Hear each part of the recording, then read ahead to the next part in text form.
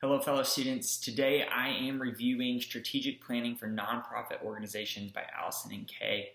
And so this book is a practical guide and workbook, and it really is a practical guide and workbook. It has lots of exercises available, really walks you through the process of strategic planning.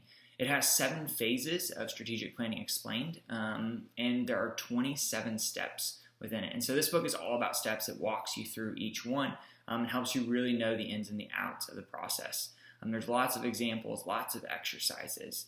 But in the introduction, it gives a illustration of what this book is, and it compares itself to a hammer, and how a hammer can be very useful. It can build lots of great things, but a hammer just woven in the air does not serve its purpose and is useless. And it's kind of like that with this book. It is meant to be worked through to help you develop a strategic plan. And so the first chapter really summarizes the strategic planning process. It is great if you want an introduction to strategic planning, and then the rest of the book really walks you through the processes. But on page 1, it gives you a definition, and it says strategic planning is a systematic process through which an organization agrees on and builds commitment among key stakeholders to priorities that are essential to its mission and are responsive to the environment. Strategic planning guides the acquisition and allocation of resources to achieve these priorities. And so this is a really helpful definition, and we'll kind of be walked through a little bit on what strategic planning is and is not. But it really gave us the undergrounding principle that it is used for one purpose only, and that is to help an organization do a better job. So it's not just to create a nice looking document, but it is meant to be practical. Strategic planning is a practical process and helps focus its vision and priorities for the organization in response to changing environments and ensure that members of the organization are working hard towards the same goal. So some things that strategic planning is it is strategic. It involves making choices and looking through things and a process to lead you somewhere. It's systematic and data-based. And so there is a system to work through a strategic planning. Obviously, there are 7 phases and 27 steps within this book, and it's data-based, so it's factual stuff. It's concrete evidence, and it walks you through the process. And strategic planning sets priorities. Planning involves choosing specific priorities. You can't do everything, and so it really works us through, hey, how do you make the best choices based on the data that you have? And so strategic planning also helps build commitment among key stakeholders. And so for your organization, staff, board, to be able to be on the same page and to be excited about the direction the organization is going. And finally, strategic planning guides resource acquisition and allocation. So when you know where you're headed, you know what resources you need and how to get there. And strategic planning is not a prediction of the future, which is really helpful to know. It doesn't map out everything perfect. There are lots of questions. And so strategic planning is not also a substitute for judgment. So you need to have leaders who are making key decisions and being wise about that and not just trusting everything that the strategic plan says. And strategic planning is not a smooth linear process. So while there are 7 phases and it's meant to be worked through, you will oftentimes go back and forth, which is really good to understand. So it's okay to go back to previous phases. Some keys that the first chapter underlines is to focus on the most important issues, to be willing to question the status quo and sacred cows, to produce a document, and to make sure that strategic plan is translated into annual operating plans. So those are some helpful keys along the process. And then it also helps understand why to plan. It says that strategic planning helps organizations do a better job by helping leaders to be intentional about priorities and proactive in motivating others to achieve them. And so again, it is used for one purpose only, and that's to help an organization do a better job. So the opening chapter helps kind of underline briefly the different 7 phases. And so these phases are 1, to get ready. Secondly, to articulate mission, vision, and values. The 3rd is to assess your situation. The 4th is to agree on priorities. The 5th is to write the strategic plan. The 6th is to implement the strategic plan. And the 7th phase is to evaluate and monitor the strategic plan. The end of chapter 1 helps me a lot, especially on page 28 and 29, to be able to give some levels of the planning process, which helped me kind of give a practical picture. There's 3 different ways that you can do strategic planning. One would be abbreviated, which is 1 or 2 days. And so it's a quick process that really helps you grab a hold of that. The second would be a moderate process, which would be 1 to 3 months. A little bit more extensive, maybe involve some more key stakeholders, more research. And then the final and third option would be extensive, and that's 6 or more months. And so that might involve a consultant. It would be a long process. So those are 3 different ways to go, which kind of helped me. And on page 20 and 29, there's a really helpful graph for you to be able to help select which of those options is best for your organization at this time. And so chapter 1 is really helpful if you want a brief strategic planning overview. This chapter will do it. And so if you're looking into that, I encourage you to read through chapter 1. And then if you're wanting to go, hey, I want to live this out and practice it and create a strategic plan for your organization, the rest of the book is hands-on and practical. So I'm going to briefly go through each of the following chapters and phases to help us get some other key details to understand what strategic planning is. So the second chapter really analyzes phase 1, which is to get ready. And so I think that it's really interesting. In strategic planning, you need to plan to plan.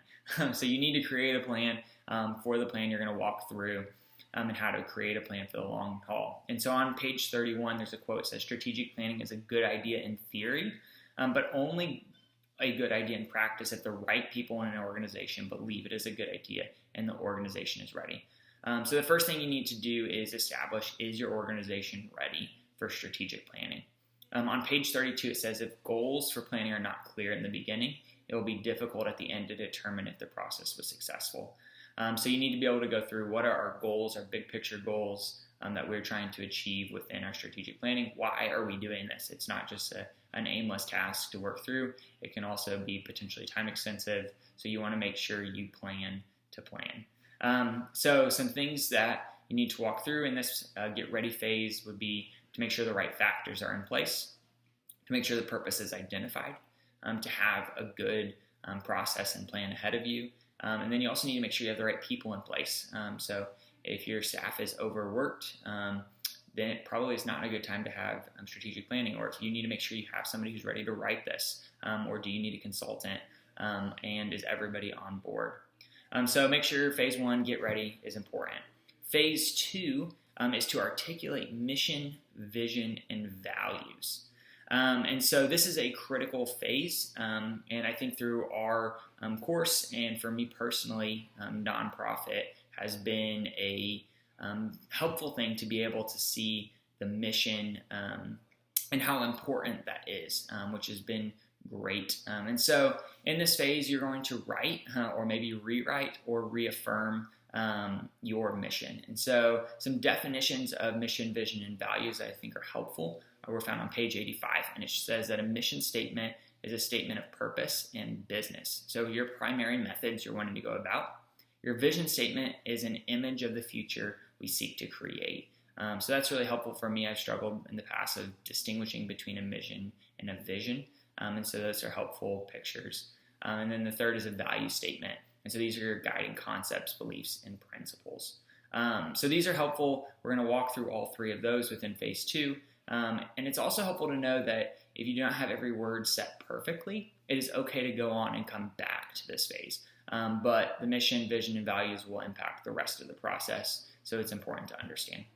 The third phase is to assess your situation. And to me, this seems to be the most time-extensive phase, and it is lots of research. But at the end of this phase, the planning committee will have a database of concrete information, which is helpful to really form that strategic plan.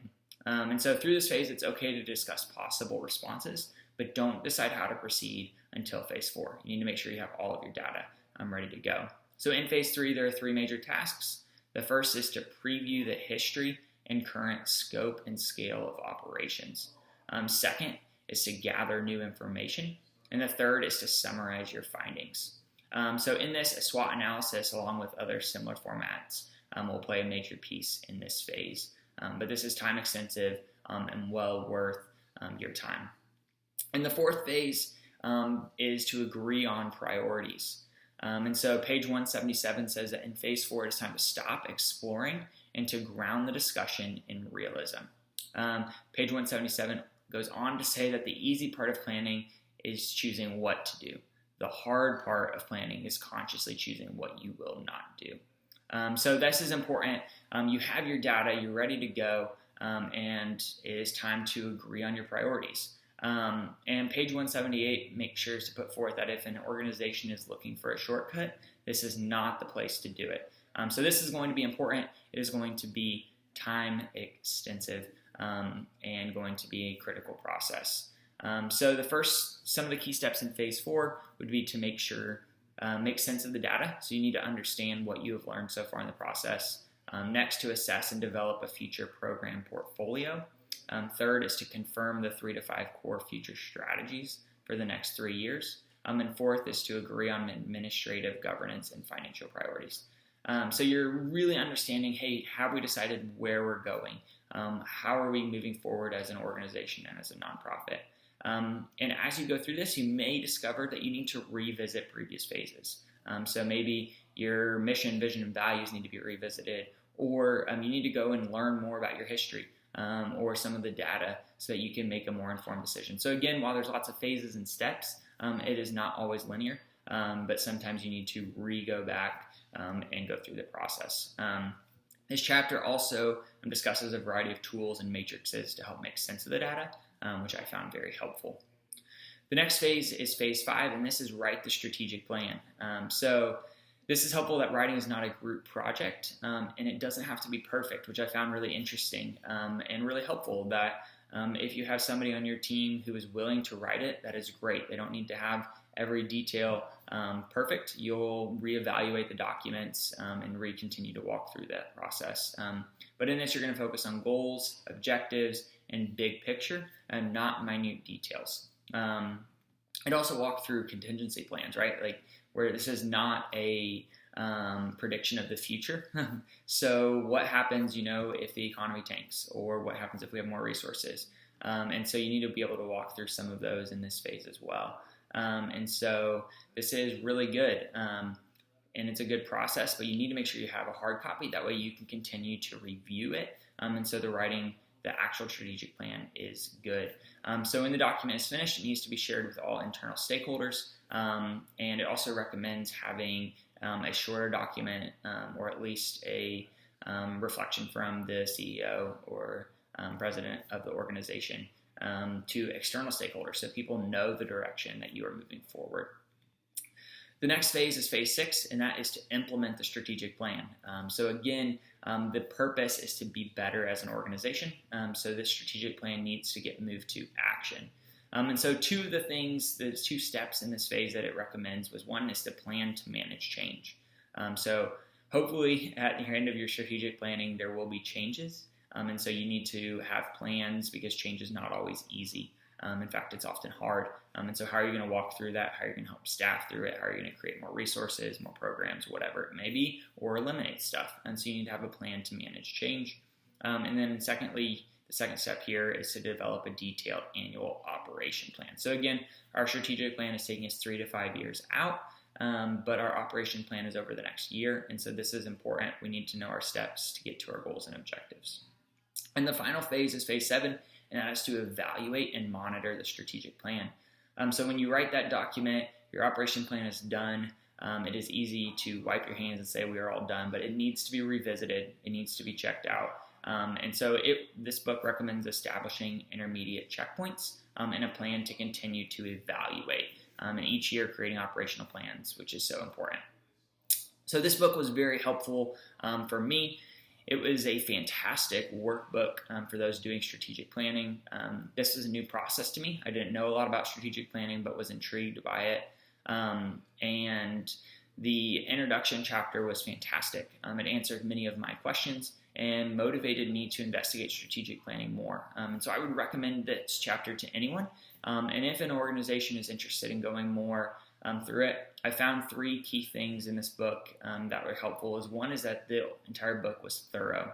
It really walks you through the process. If you were wanting to go through this, whether it's on a small scale of a 1 to 2 day retreat or a 6-month or longer process, it is a thorough book. It's informative. The details were very helpful in answering questions and leading me through the way. and it's practical. Lots of workbooks, lots of exercises, and so I would recommend that. And so this is going to be a book I will keep on my bookshelf for a long time to come. And if you're interested in strategic planning, I would highly recommend this book to you. Thanks for listening.